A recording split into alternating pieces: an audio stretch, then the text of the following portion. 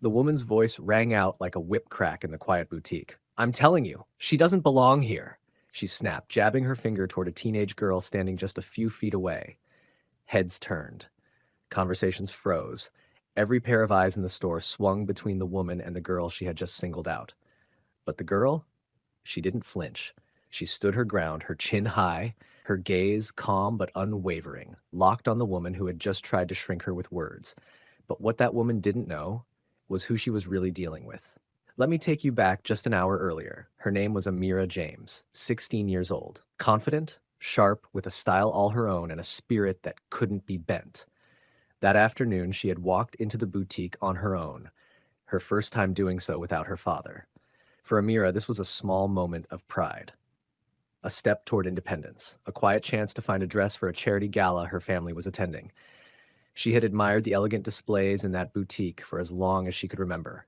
And today, she was finally going to shop for herself. What she didn't expect was the storm waiting inside. The woman who just raised her voice, her name was Margot Whitfield, a longtime customer of the store, the kind who believed her loyalty gave her authority.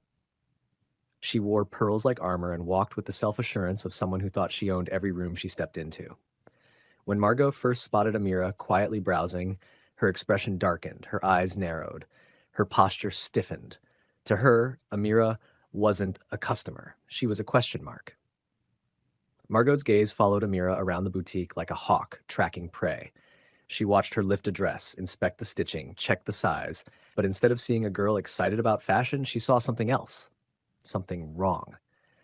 "Can you believe this?" Margot muttered to another woman near her, not quietly enough, waltzing around like she owns the place. Amira didn't hear her. She was focused, determined. She was looking for the perfect dress. She found one. Rich emerald silk, delicate pleats, a cut that would shimmer under chandelier light. But it wasn't her size. She gently set it back. She moved on, still browsing. But Margot wasn't done. She drifted closer, keeping just enough distance to seem innocent, but watching every move like she was casing a scene. When Amira walked into the fitting room with a new dress, Margot scoffed. "I bet she's not even here to buy anything," she said, again loud enough to be heard. "Let me ask you something. Have you ever been judged by someone who knew nothing about you, just for being where you belong?" Drop a comment and subscribe to the channel if you believe nobody should be treated like that. Now back to Amira. She stepped out of the fitting room with the dress on, the fabric flowing just right. She caught a glimpse of herself in the mirror and smiled. It was subtle, but it was joy. And that joy, it was about to be challenged. Margot strolled over, her expression full of fake sweetness. "That's a beautiful dress," she said, voice laced with condescension. "Thank you," Amira replied, her tone polite. "I think it's perfect for my dad's event." But Margot wasn't interested in the event or the dress. "Are you sure you're in the right store?" she asked, her smile slipping away. Amira blinked, then squared her shoulders. "I'm exactly where I need to be." She turned, ready to walk away when Margot scoffed. "This place isn't exactly budget-friendly," she said. "Maybe try somewhere more affordable." That one landed. Amira's breath caught for just a second. But she didn't let it show. She turned back, her voice calm, her presence unwavering. "I'll let my purchases speak for themselves," she said, her tone firm, her eyes steady. And at that moment, the room changed. A few nearby customers paused, glancing over. The tension, it had a weight now. And the manager? She'd been watching. That's when Amira said it, cool and collected. "If you have an issue, maybe you should take it up with someone in charge." Margot gave a sly smile. "Oh, don't worry," she said. "I will." And that is where things really begin.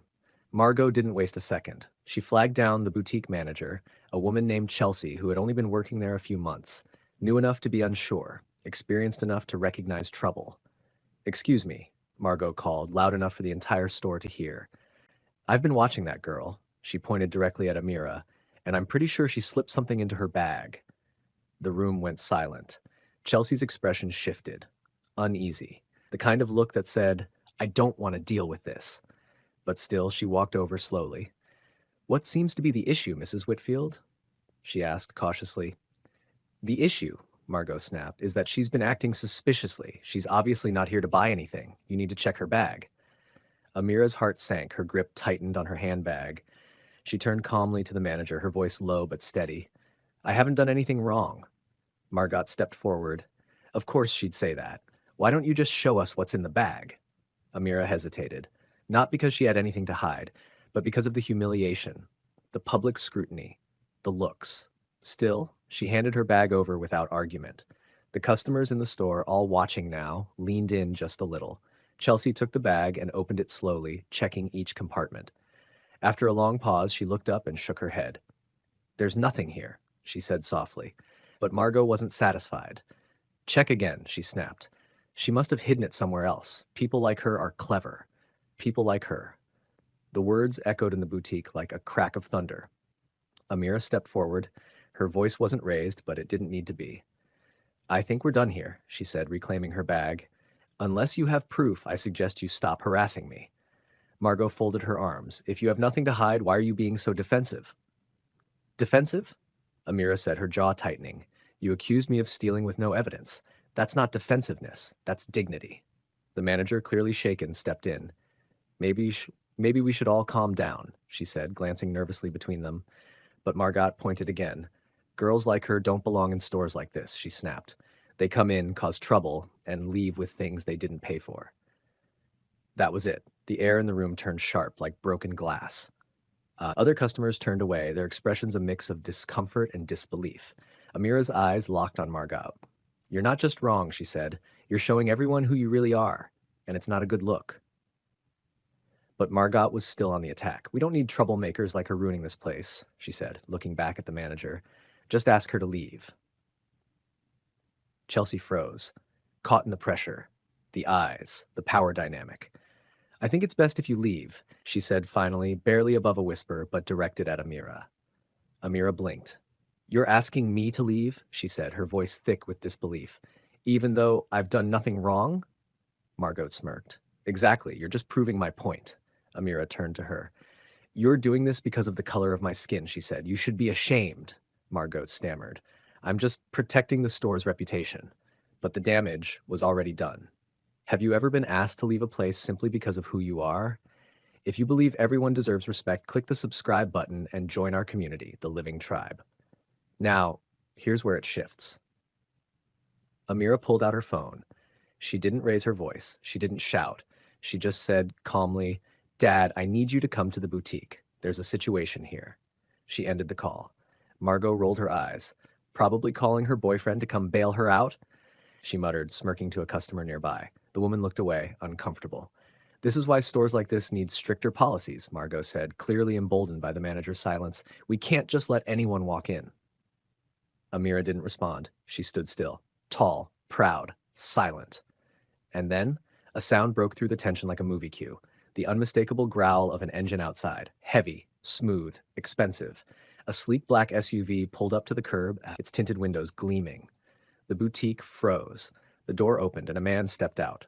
Tall, broad, clad in a deep charcoal suit that spoke volumes about success. His walk measured, intentional, not rushed but commanding. Behind him, a second man stepped out, a bodyguard, serious, earpiece, jaw set like stone. The boutique's doors opened with a gentle chime, and in walked the man himself. No one said a word. The moment he stepped inside, everything changed. The air grew heavier. Even Margot, who had been loud and proud seconds earlier, fell suddenly quiet.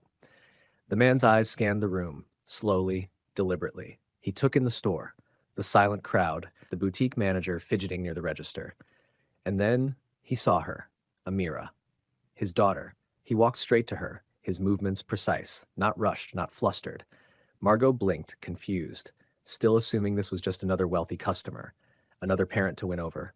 "Oh, good," she said with a false smile. "I'm glad someone's finally here to deal with this.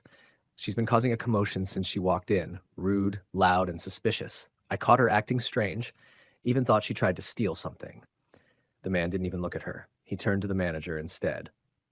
"Is this true?" he asked, his tone calm but cold. The manager opened her mouth, then hesitated. "Well, Mrs. Whitfield had some concerns. We checked the bag, but there was nothing in it." "Exactly," Margot interrupted. "But that doesn't mean she wasn't trying to steal. People like her know how to hide things."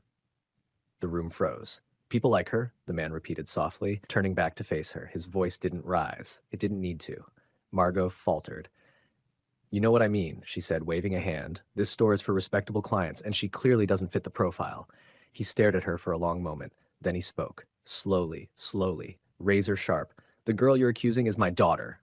Gasps rippled across the boutique. Margot took a small step back. I didn't know. She didn't say who she was. She shouldn't have to, he cut in. Everyone who walks through those doors deserves respect, whether they're my child or a stranger. The manager's face turned pale. I didn't know, she whispered. He nodded once. That's not an excuse. It's your job to know when something's wrong and to have the courage to speak up. You didn't. He turned to Margot. You made a scene.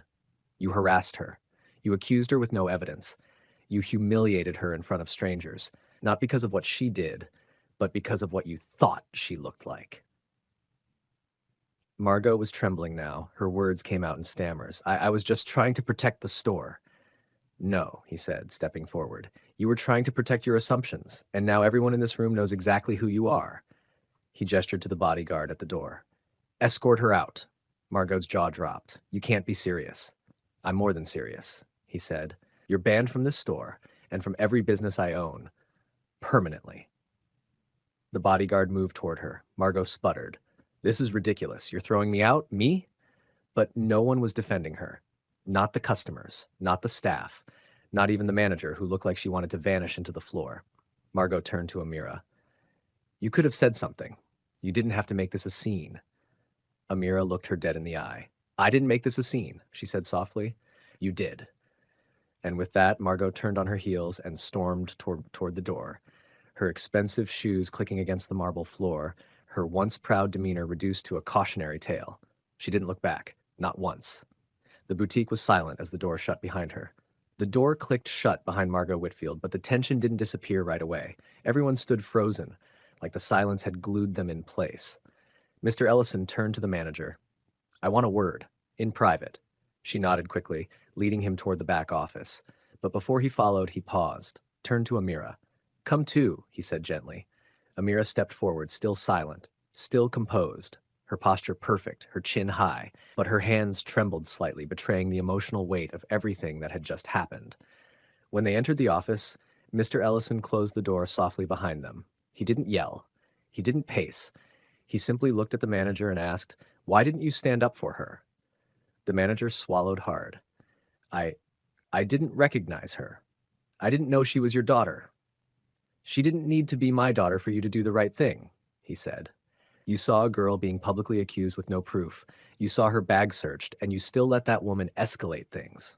The manager nodded, shame all over her face. You're right, I should have handled it better. I froze. I'm so sorry. Mr. Ellison didn't soften. Not yet. This boutique bears my name, and my name will never stand for prejudice. We're in the business of luxury, but even more than that, we're in the business of people. If our people, our staff, can't recognize dignity when it's right in front of them, then what are we even building here? She nodded again. Understood, sir. I want a training program rolled out, not just customer service, bias response, inclusion, accountability, starting this week. I'll get it done, she promised. Only then did Mr. Ellison exhale. He turned to Amira. You all right, Pumpkin? He asked softly. Amira nodded. Yeah. He looked at her longer. You handled yourself with grace, he said. I'm proud of you. You didn't react with anger, even when they tried to strip you of your place. I just didn't want to give her the satisfaction, Amira replied. He smiled. You didn't. You showed every person out there exactly what strength looks like. He stepped forward and placed a hand on her shoulder.